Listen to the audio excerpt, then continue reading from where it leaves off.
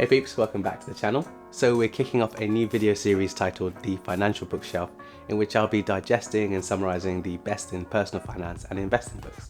And what better way to start than to discuss the key concepts outlined in George Clayson's best-selling personal finance book, The Richest Man in Babylon.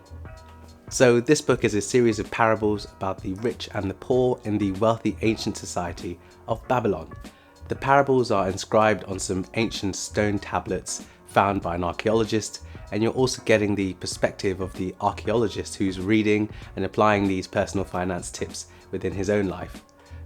I know, it's a bit of an inception of personal finance. I can appreciate that sounds confusing, and you'd be forgiven for wondering if this advice would even relate to our modern financial climate, but don't be fooled.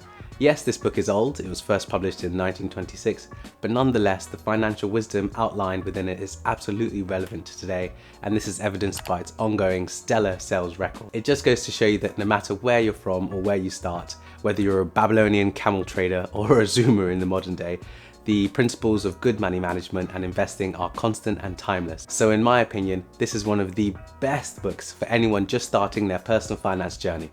Let's jump in. I've summarized the book into 5 main takeaways. Number 1, pay yourself first. Number 2, put your money to work. Number 3, control your spending, pay down debt. Number 4, protect your money. And number 5, lifelong learning and taking action. Number 1, pay yourself first.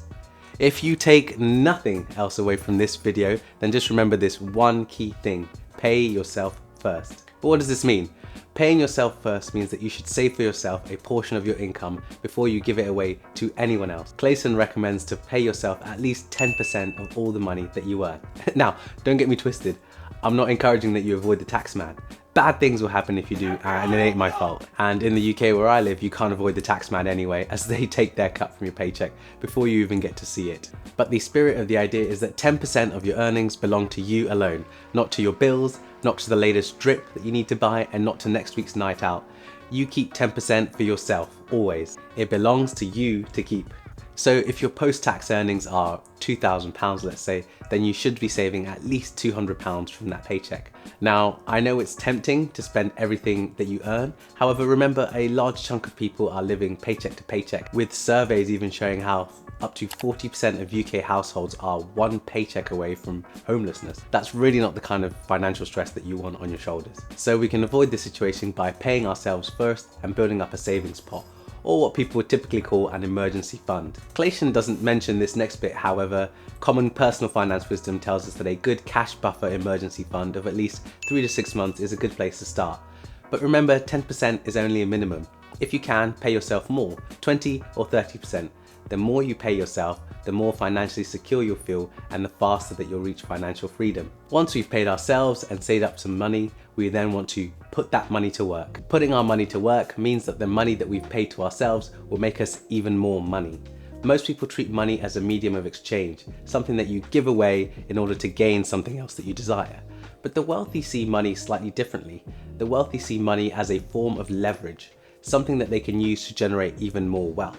Leveraging our money allows us to multiply it, and often, depending on how this is done, this can be even completely passive. There are many ways we can put our money to work, but the simplest way is to invest in financial instruments such as stocks and bonds. I'm younger, therefore my risk tolerance is a bit higher, and my preferred instrument is the stock market. This is because the market will compound my money over time, so that not only do I get gains on the amount that I put in, but I get gains on top of those gains and on top of those gains, and so on and so forth. And best of all, you can use tax advantaged accounts such as ISAs in the UK or Roth IRAs to grow these investments tax-free. The reason I particularly love the stock market is that we can gain exponential returns over time, and the longer that our money invested, the harder our money works for us. It's like a reverse Benjamin Button situation. As you get older and weaker, your stock market portfolio grows bigger and stronger. Speaking of older and weaker, Clayson spends a whole chapter discussing the importance of ensuring a future outcome to provide for ourselves and for our families in old age. Now, of course, you can stuff cash under the mattress like so many Britons do, but really the best way to do this is through investments, specifically through employer-matched pension schemes, or as they call them in the US, 401ks. The fantastic part about pensions and 401ks is that they're tax-free to invest into, as you're contributing pre-tax money, and then your employer also matches your contributions up to a certain amount, so it's a double win-win. So make sure that you check if your employer has a matched pension 401k plan, as it's probably one of the most tax-efficient vehicles for investing and growing your money into the long run and ensuring that you have a future income for yourself and your family into old age. Number 3, erase debt and control spending. When it comes to how we should allocate our finances, Clayson advocates for a 70-20-10 split. We've already discussed the first 10%, pay yourself first and never forget it. 20% is then allocated to paying down debt.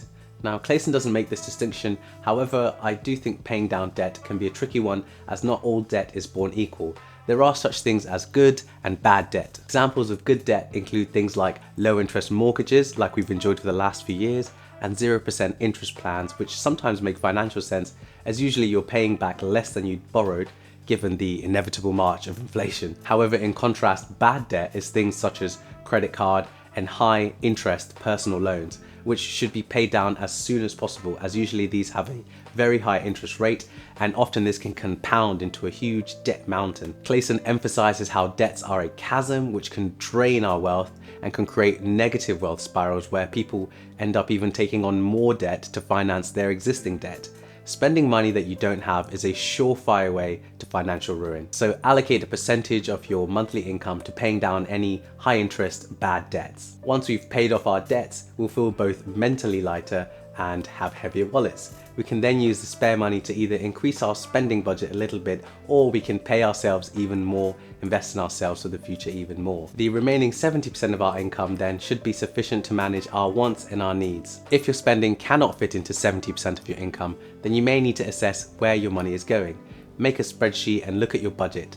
Make a list of essentials and non-essentials and see what you can cut out. If you've got your spending within 70% of your income, then well done, you're doing really well. Now, I know what you're thinking. What if I don't have any bad debt? Can I then spend up to 90% of my income? Well, Clayson doesn't address this specifically, however I would argue that you don't want to inflate your spending unnecessarily, as it will only further increase financial burden and make you more likely to end up in a situation where you're financially strained. This is something that we otherwise like to refer to as lifestyle creep. It's the reason that 1/3 of people earning over $250,000 a year report living paycheck to paycheck. So I know that when you get that pay rise, it's tempting to start thinking about, when Lambo? But resist the urge. Control your spending. Don't allow it to inflate over 70% of your income. Number 4, protect your money. Clayson advocates that we always protect our money. When we invest our money, we are taking on a degree of risk. However, we should never take on excessive risk, and we should always try to safeguard our principal investment, the principal being the initial amount that we've invested. Investing legend Warren Buffett echoes this sentiment strongly, where he says, the first rule of investing is don't lose money, and the second rule of investing is don't forget the first rule. Remember, investing is often a zero-sum game. For there to be a winner, there has to be a loser. Your first priority is to not be a loser. But I understand, this can be hard to do. It definitely takes a lot of restraint, and it's hard to resist YOLOing all your money into PooCoin when you're seeing 13-year-olds on TikTok talking about how it's gone up 10,000% and they're becoming millionaires and it's all going to the moon. To help us resist this urge, Clayson gives us 2 guiding principles for helping us protect our money. Number 1 is be wary of investments that promise huge returns with little work. The promise of huge rewards usually implies huge risk. Easy come money is easy go. And number 2, do not invest in things that you do not understand. Even if it seems like everyone is doing it, if you don't understand the investment, how it works, how it's going to make you money, how you're going to profit from it, when to come into the investment, when to leave the investment, then you're best doing staying clear of it. A good recent example that failed for me when it came to both of these principles is the case of the stablecoin Luna, which promised 20% gains for holding the coin, which is huge, even in the crypto space for a stablecoin. Even in the short term, and not even to mention the long term, myself and many others just couldn't understand how this could be sustainable. Unfortunately, these concerns were borne out later, with the coin soon crashing to effectively zero and losing 99.99% of its value, wiped out basically overnight. People even reporting losing their entire life savings. So Just be careful when you're out there. Do not invest in things that you don't understand. Protect what you're building at all costs. Slow and steady growth with sensible and safe investments is much better than risking it all on red, going all in and losing everything to the house. But Clayson does give us something else that we can do to reduce the risk to our investments, and that's the last takeaway. We should engage in lifelong learning and taking action. Clayson talks about how the number one thing preventing people from achieving their financial goals is procrastination. The opposite of procrastination is action. We need to equip ourselves with the relevant knowledge and then be prepared to take action towards our financial goals. These actions can take many forms.